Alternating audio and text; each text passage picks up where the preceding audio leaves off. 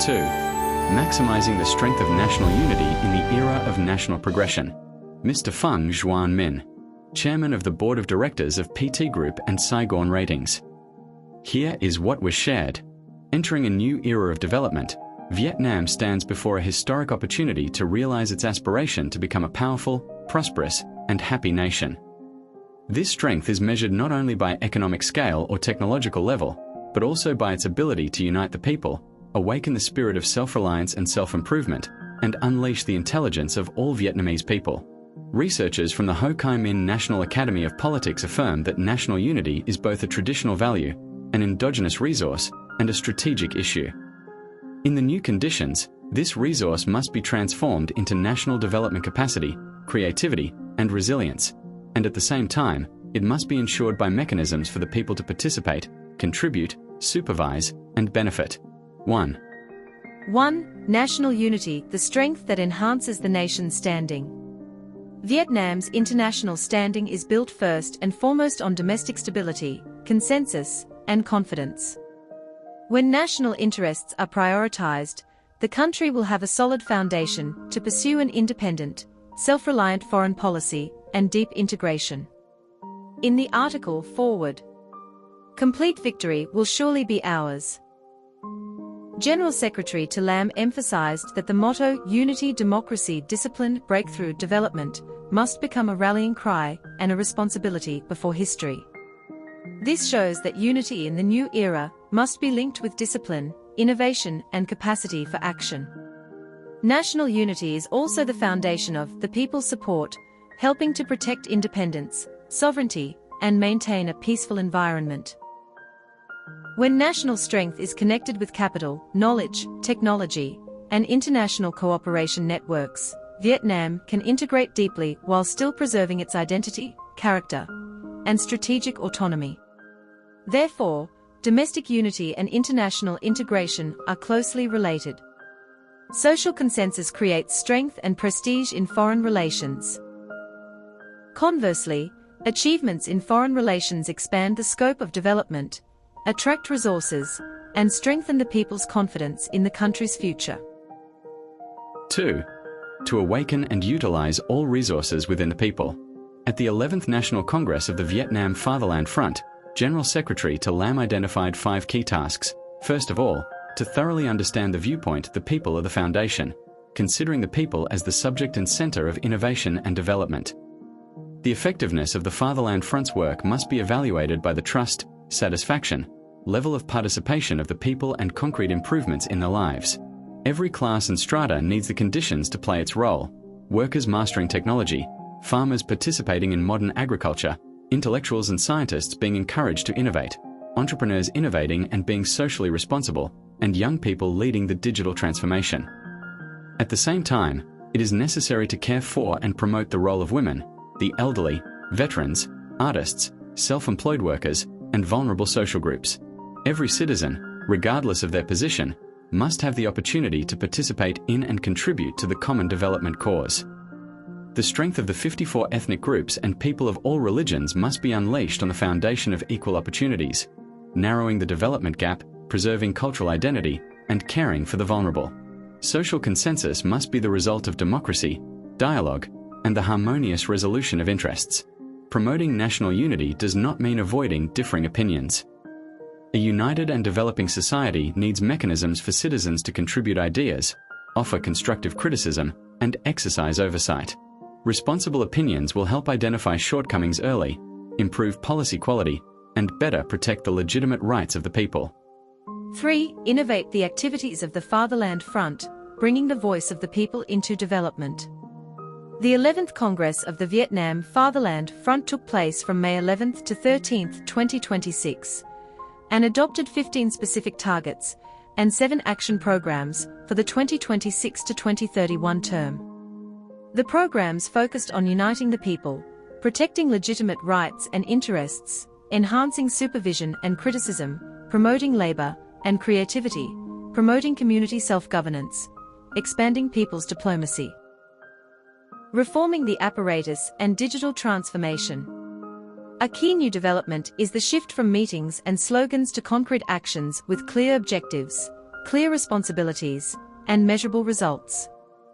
The Fatherland Front must truly be a place where the people's hearts converge, reflecting their will, protecting their legitimate interests, and connecting their strength. Fatherland Front officials must be close to the people, understand them, and pursue their legitimate requests to the very end.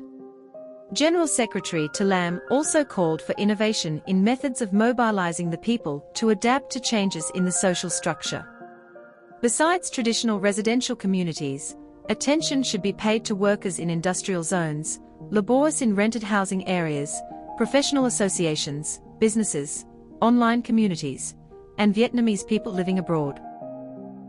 In June 2026, after the Congress, the Central Committee of the Vietnam Fatherland Front issued a plan to implement the action program and concretize the initiative Month of Listening to the People. Activities were implemented from the provincial to the commune level, paying attention to vulnerable groups.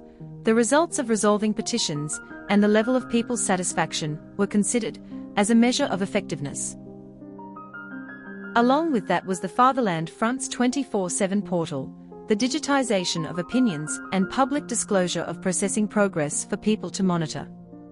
This represents a shift from mobilizing the people to working alongside the people, from listening in phases to listening regularly, and from monitoring based on experience to monitoring with data and transparent feedback. Digital transformation in the work of the Fatherland Front is not simply about putting documents online. The higher goal is to help the Fatherland Front get closer to the people, listen to the people more broadly, respond more quickly, and monitor the process of resolving petitions more transparently. Technology must become a tool to connect the parties' will with the people's aspirations. 4. The Vietnamese community abroad, a great resource for the nation. The Vietnamese diaspora currently comprises over 6.5 million people in approximately 130 countries and territories. This is an integral part of the national community and a valuable resource in terms of knowledge, technology, investment, trade, culture, and people-to-people diplomacy. Remittances of nearly $18 billion are a significant contribution, but the greater value lies in the ability to connect Vietnam with world knowledge, technology, and market centers. In the digital age, overseas Vietnamese experts can advise on policies, train human resources, and transfer technology remotely. Entrepreneurs can connect supply chains and Vietnamese brands, and the younger generation can become cultural ambassadors. It is necessary to continue improving policies, building a global network of Vietnamese experts, and creating a transparent environment, while also strengthening Vietnamese language teaching, programs on cultural heritage, and opportunities for learning and entrepreneurship for the younger generation. Leveraging the resources of overseas Vietnamese should not be understood solely as attracting capital or encouraging repatriation. The important thing is to build flexible mechanisms so that all overseas Vietnamese can contribute through their knowledge, initiatives, international relations, and affection for their homeland. 5. Promote national harmony, strengthen trust and social consensus. In the article Vietnam is One, the Vietnamese people are one, General Secretary Lam affirmed that national reconciliation is a long-term strategic choice and a pillar of the Great Unity Bloc. Reconciliation is not about forgetting history or erasing differences, but about respecting different experiences, promoting tolerance and working together towards a peaceful, unified, strong, civilized, and prosperous future. All Vietnamese people, regardless of where they live or their diverse historical experiences, share a common love for their homeland. It is essential to listen to constructive voices, acknowledge sincere contributions, and address legitimate differences through dialogue and the rule of law. National reconciliation must be oriented towards the future, but without forgetting history. The past needs to be respected, appreciated, and lessons learned. At the same time, losses, prejudices, and divisions must not be allowed to continue to create a gap between people of the same origin. Trust is the foundation of national unity.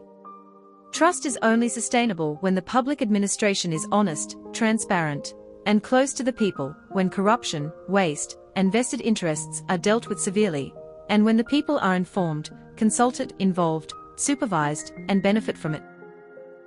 Therefore, National unity must be linked to social justice, inclusive development, and quality national governance. Maximizing the strength of national unity in this era of progress means transforming patriotism into action, consensus into a driving force for development, and shared aspirations into concrete results in the lives of the people.